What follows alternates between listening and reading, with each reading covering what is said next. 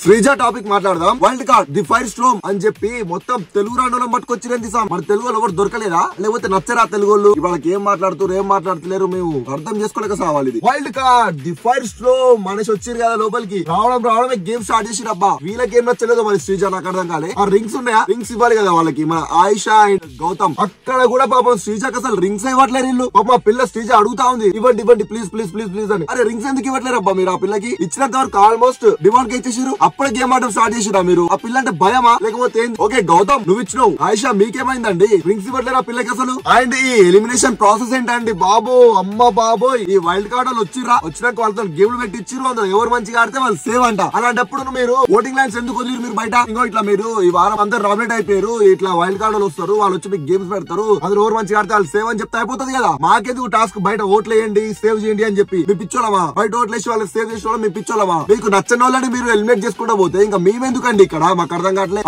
మళ్ళీ ఏమంటారు, కొన్ని పేజెస్ లో వస్తుంది, నేను ఇప్పుడే చూసిన. ఏమొచ్చింది తెలుసా? ఆల్రెడీ బిగ్ బాస్ వాయిస్ తో చెప్పిండు ఏమని చెప్పిండు తెలుసా? ఈ వారం ఎలిమినేషన్ ప్రాసెస్ అనుకోని విధంగా ఉంటది, మీరు ఎప్పుడు చూసి ఉండరు ఇలాంటి ఎలిమినేషన్ ప్రాసెస్ అంట. ఓకే బాగుంది. అలాంటప్పుడు ఓటింగ్ లైన్స్ ఎందుకు ఓపెన్ చేసిరు స్వామి? ఓకే ప్రాసెస్ అయితే చాలా అంటే చాలా బాగుంది, కాకపోతే ఇక్కడ శ్రీజ సుమనన్న ఎందుకున్నారు డేంజర్ జోన్? వాళ్ళిద్దరికి ఓట్లు ఘోరంగా పడ్డాయి, మస్తు పడ్డాయి, వాళ్ళు టాప్ లో ఉన్నారు. అయినా కూడా మీరు అలా తీసుకొచ్చి కింద పెట్టడం ఏంటి? అండ్ మీరు చేయాలనుకుంటే బాటమ్ 3 ఫ్లోరా గారు వెళ్ళిపోయారు, ఓకే సూపర్. మిగతా ఇద్దరు డిమాండ్ పవన్ రీతు వీరిద్దరు తీసుకొచ్చి బాటమ్ లో పెడితే వాళ్ళిద్దరు నుంచి ఒకరిని సేవ్ చేసి ఒకరిని బయటికి పంపించాలనే ప్రాసెస్ పెట్టుంటే బాగుండేది. వాళ్ళకి మస్తు ఓట్లు పడ్డాయి, వాళ్ళని తీసుకొచ్చి బాటమ్ లో పెట్టేసి వీళ్ళిద్దరు ఒకరిని పంపించండి అంటే ఏంటి? నాకు అర్థం కాలేదు అసలు ఈ ప్రాసెస్, నిజంగా నాకు అర్థం కాలేదు. చాలా తప్పు ఇది, చాలా అంటే చాలా తప్పు, చాలా అన్ఫేర్. నాకెందుకో మీరు కావాలనే రీతుని సేవ్ చేయాలని చెప్తే ఇంత పెద్ద డ్రామా క్రియేట్ చేసిన అనేసి అయితే నాకు అనిపిస్తుంది క్లియర్ కట్ గా. రీతు ఎందుకు అంత వచ్చిందా మీకు?